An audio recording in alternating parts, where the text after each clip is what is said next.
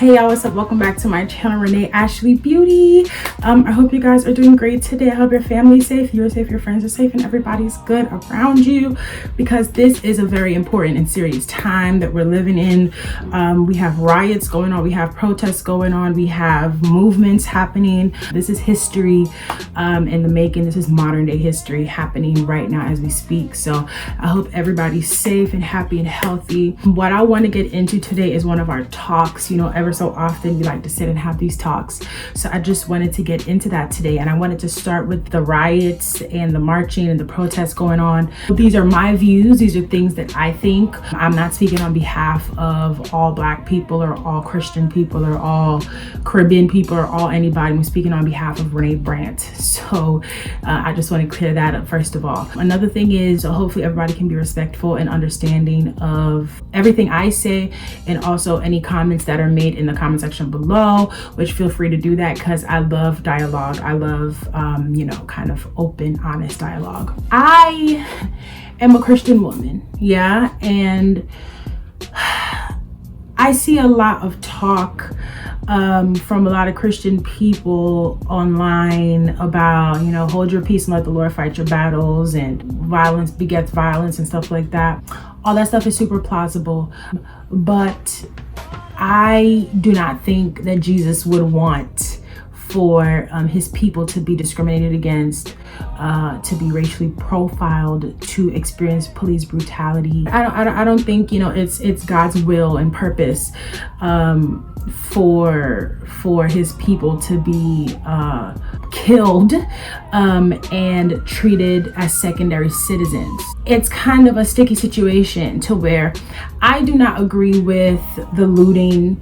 I think there should be a boundary to what happens, but at the same time, can I sit here and definitively say that people don't have the right to do those things? No, I can't say that, because Black people in this country have been enslaved for hundreds of years. Black people built this country from their bare hands. We built the White House. We built so many things in this country. So if we choose to rip it apart, I can't tell people that their rage and how they choose to express how they feel is invalid, or it's not right. I cannot say that. Even though me myself, I would not loot. Me myself, I would not rip up things and property. It's kind of like when someone makes fun of you and you make fun of them back, and they're like, "Oh, well, you hurt my feelings." It's like, "Girl, well, you did it first." You know what I'm saying? And like, girl, this is because of you. This is not. I'm not just doing this because I want to. I'm doing this as a reaction to your action. There's only so far people can go. There's only so much a human being can take before the lid of the pot is just blasted off by the heat. I see a lot of Christian people trying to calm everyone down from the comfort of their homes, from the comfort of their phones, from the comfort of their laptops. But I don't see some of those people out on the front lines, because we need Christians out on the front lines. If you want to be a peacemaker, you need to be a peacemaker with your feet in your hands. Go out, go ye into all the world and preach the gospel. That does not necessarily mean only from your iPhone and your Android and your laptop. That means take your feet, okay, go get dressed and go out and spread the love of God to these people. If that's what you're so concerned about, go ahead and do that, beloved. Simply put, like, go ahead. That gets me hot. That gets me hot, because you cannot judge people for what they're doing, for how they're reacting to an injustice. Meanwhile, your criticism isn't doing anything but inciting more violence. Your criticism isn't doing anything but showing us your true colors. Instead, go out. Speak to these people. Tell them God loves them. Spread the love of God. If that's the type of time that you're going to be on that time 150%. Don't be on Twitter fingers from my phone. That's whack. That's corny. I think Christian people oftentimes disappoint me in that we're not on the front lines. We're not radical. We're not letting our voices be heard. And those things annoy me. Those things irk me, because for the people that are on the front lines, for the people that are doing things to really help the community, and don't get me wrong, everybody has their different lanes. Everybody's not an activist. Everybody is not a frontline person. Everybody is not, protester. Some people have the money to donate. Some people are gonna text their leaders. You know what I'm saying? So everybody has their own lane. Everybody has their own league.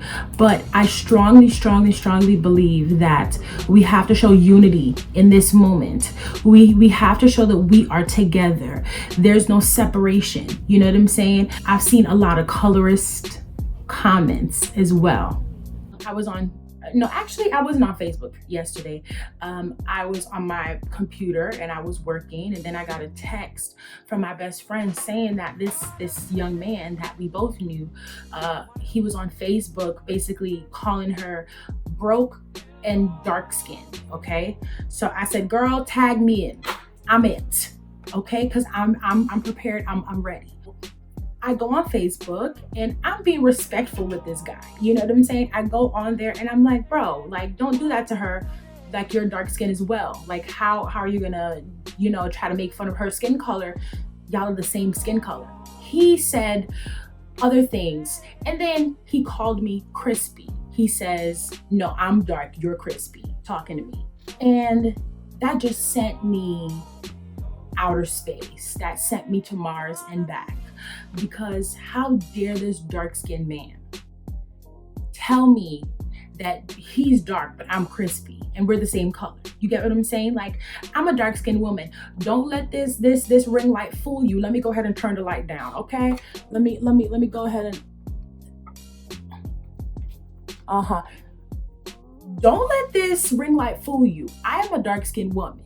Don't let this foundation that the drugstore can never get right when it comes to my skin color, don't let that fool you. I'm a dark-skinned woman and I'm very proud of it. It was just appalling. It was disgusting how confident he was in telling us this, how bold-faced he was in speaking to us in this manner. It just goes to show that there are people out here that they have a lot of self-hate. Also, I see a lot of Christian folk that are artists. Their lips tightly shut. And quite frankly, it's disgusting. Quite frankly, that's not what you need to do. Quite frankly, that's not what you need to do in this moment. I also see a lot of Black Christian Trump supporters, very tight-lipped, very quiet. Where are you? We need you. We need you, Black Christian Trump supporters. We need you, because at the end of the day, whoever you want to vote for, girl, go on ahead and do what you got to do. But you're Black. And guess what? If you don't consider yourself Black, because I know a lot of you don't, even though you are, your voice still needs to be heard, because you benefit from Black money. You benefit from Black support. You benefit from Black churches. You benefit from performing in Black churches. You benefit from performing in Caribbean churches. You benefit from Black congregations, Black gatherings. That's where the bulk of your support comes from, girl. So where are you? Girl, where are you? Sir, where are you? Because quite frankly, your kids could be light-skinned with curly hair, and they may have a certain privilege that a dark-skinned person may not have. But girl, Black is Black. Black is Black, girl. So where are you? You know what I'm saying? There's a lot of ignorant stuff being said. There's a lot of people that are really just listening in their true colors right now. And I'm just so happy to be alive in this time to witness the separation of the ones that are really down for the cause and the ones that are not. Once again, I do not approve of looting. I do not approve of going that far. But once again, I cannot fix my mouth to tell people how to react when this system has done this. I cannot tell people how to react, beloved. I want to leave you guys with this. My best friend and I were having a conversation yesterday. We constantly have these, conversations about race relations and different, we're just like really deep thinkers. And so we had a conversation yesterday, and I expressed to her the Willie Lynch theory and the Willie Lynch speech that was made. If you don't know, Willie Lynch was a slave master, and he made a speech in Virginia, I believe in 17 something. And he basically outlined how the other slave masters can begin to break down and control their slaves, right? So I'm gonna go ahead and read just an excerpt of that speech for you guys. William Lynch said, "I have outlined a number of differences among the slaves, and I take these differences and make them bigger. I use fear, distrust, and envy for control purposes. These methods have worked on my modest plantation in the West Indies, cough, cough, Caribbean people. And it will work throughout the South, cough, cough, American people. Take this simple list of differences and think about them. On top of my list is age, but it's only there because it starts with an A. The second is color or shade, cough, cough, colorism. There is intelligence, size, sex, sizes of plantations, status of plantation, attitude of owners, whether the slaves live in the valley, on a hill, east, west, north, south, have finer hair, coarse hair, or is tall or short. Now that you have a list of differences, I shall give you an outline of action. But before that, I shall assure you that distrust is stronger than trust, and envy stronger than adulation, respect, or admiration. The black slave receiving this indoctrination shall carry on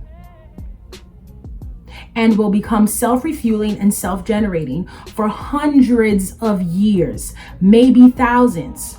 Here we are, 300, 400 years later, and it's still affecting us. Don't forget, you pitch the old black male versus the young black male, and the young black male against the old black male. You must use the dark-skinned slaves versus the light-skinned slaves, and the light-skinned slaves versus the dark-skinned slaves. You must use the female versus the male, and the male versus the female. You must also have a white overseer who distrusts all black. But it is necessary that your slaves trust and depend on us. Gentlemen, these kits are our keys to control. Use them, have your wives and children use them. Never miss an opportunity. If used intensely for 1 year, the slaves themselves will remain perpetually distrustful. Thank you, gentlemen." Now, this is just an excerpt from that speech in Virginia in the 1700s, okay? And I have known about that speech for years, and every time I need to be reassured of why the black community is in the state it's in, I just read that speech, because it was all planned, y'all. It was systematic. It was planned. Okay, it was planned. It was planned. This is not, oh yeah, this just happened. No, this is intentional. Okay, so please, we have to stay together. We have to find proper strategy, and we have to come together. And Christian people, I'm calling on y'all. Let's not be punks. Okay, let us stand up for what we believe in. If we don't believe in looting, let's go out on the front lines and tell these people that God loves them. Let's go out and preach peace. Let's go out and find a proper strategy to get things done. But don't be Twitter fingers from behind your keyboard and not have anything of substance to contribute to the society and to what we're going through right now. Because quite frankly, I'm sick of it. Quite frankly, stay at home and just don't say nothing, because girl, no. Okay, just don't. But thank you guys for watching this video. I hope everything that was said here today was taken, and please comment below if you guys have anything to say about what's going on. I'm super open to it. Yeah, so thank you guys for watching, and I will talk to y'all later. Okay, peace. Bye.